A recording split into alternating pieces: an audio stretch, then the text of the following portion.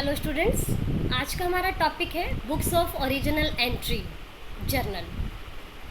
Students, transactions को सबसे पहले जिन बुक्स में रिकॉर्ड किया जाता है उन्हें हम कहते हैं बुक्स ऑफ ओरिजिनल एंट्री। और जर्नल ऐसी ही एक बुक है जिसमें ट्रांजैक्शंस को डबल एंट्री सिस्टम के रूल्स के अकॉर्डिंगली डेट वाइज रिकॉर्ड किया जाता है। इनफैक्ट बेटा, ये इस बात पे डिपेंड करता है कि साइज़ ऑफ बिजनेस क्या है।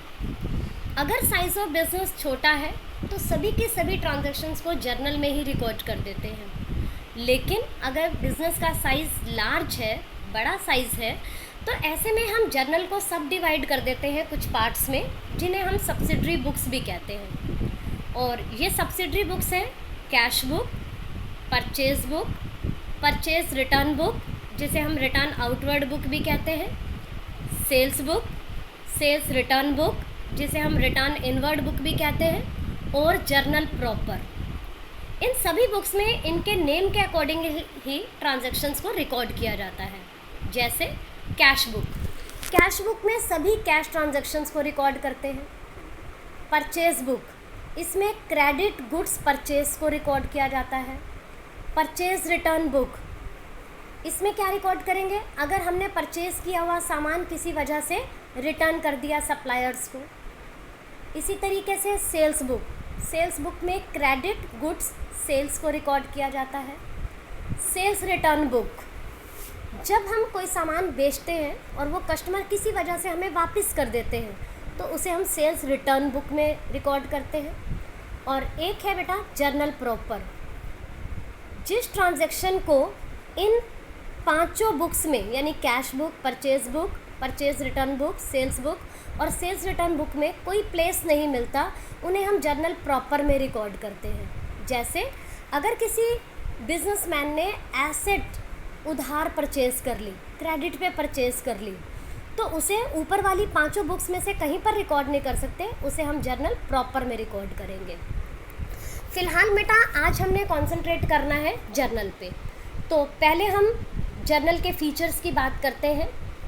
जर्नल के फीचर्स में हमारे पास फर्स्ट पॉइंट है, it is a book of original entry.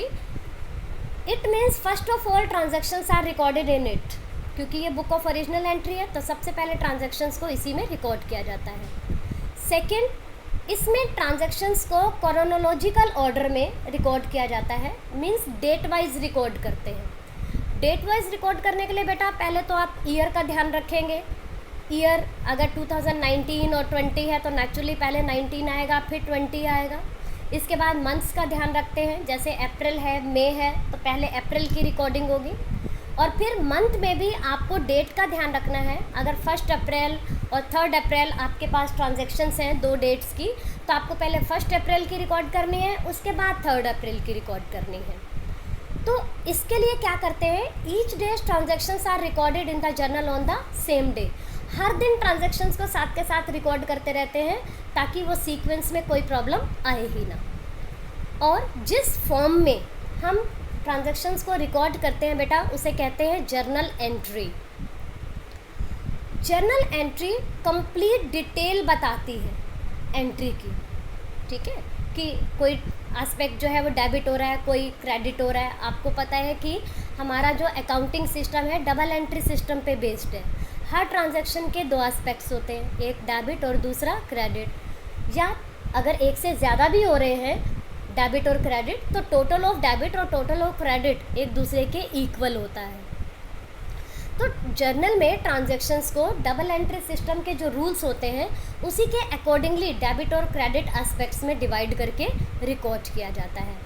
इसी के साथ हर एंट्री के साथ एक एक्सप्लेनेशन होती है। जहाँ एंट्री ओवर हो जाती है उसी के बाद एक एक्सप्लेनेशन लिखनी होती है ब्रैकेट में, जिससे ये पता चलता है कि किसी पर्टिकुलर अकाउंट को क्यों डेबिट और क्रेडिट किया, जिसे हम नरेशन कहते हैं। अब हम बात करते हैं जर्नल के फॉर्मेट की। जर्नल के फॉर्मेट में सबसे पहला कॉलम बनता है date, then particulars, then ledger folio, then debit amount जिसको हमने रुपी का साथ में सिंबल दिया हुआ है न्यू वाला, क्रेडिट अमाउंट रुपी का सिंबल है सेम। ये जो रेड से मार्क है बेटा ये कॉलम के नंबरिंग है। ये नंबरिंग आपको लिखने की नीड नहीं है, ये सिर्फ समझाने के लिए होता है। 1 2 3 4 5। तो फर्स्ट कॉलम डेट का, आप देख सकते हैं कि डेट के कॉलम में सबसे पहले ईयर लिखा, देन मंथ और उसके बाद डेट। इसमें मंथ को दोबारा से मेंशन करने की नीड नहीं है जब तक उसमें चेंज ना हो। इसी तरीके से ईयर को भी दोबारा मेंशन करने की नीड नहीं है जब तक उसमें चेंज ना हो। आप देख सकते हो कि अप्रैल 1 को मैंने एक एंट्री लिखी हुई है, उसके बाद फिर अप्रैल 2 है तो अप्रैल वर्ड नहीं लिखा, ओनली 2 लिखा है। ठीक है, तो पहला कॉलम हो गया डेट का, जिसमें सीक्वेंस मेंटेन करनी है स्ट्रिक्टली डेट की। इसके बाद बेटा दूसरा कॉलम आप देखो पर्टिकुलर्स का है। पर्टिकुलर्स में आपको यहाँ बताया हुआ है कि हर ट्रांजैक्शन के एटलीस्ट 2 अकाउंट्स अफेक्ट होते हैं, डेबिट और क्रेडिट। तो जो डेबिट है उसे पहले लिखते हैं, जैसे ये लिखा कैश अकाउंट डेबिट। डेबिट को इस कॉलम के एंड में लिखते हैं, बिल्कुल पर्टिकुलर्स वाले कॉलम के ही एंड में। उसके बाद जो क्रेडिट होता है, जैसे इसमें अब कैपिटल क्रेडिट हो रहा है तो क्रेडिट वाले को हमने 2 करके लिखना होता है, थोड़ा सा मार्जिन छोड़ते हुए। नेक्स्ट लाइन में 2-3 वर्ड्स का ऊपर से आप मार्जिन छोड़ सकते हैं। तो 2 कैपिटल अकाउंट, इसका मतलब ये हुआ कि कैश डेबिट हो रहा है और कैपिटल क्रेडिट हो रहा है।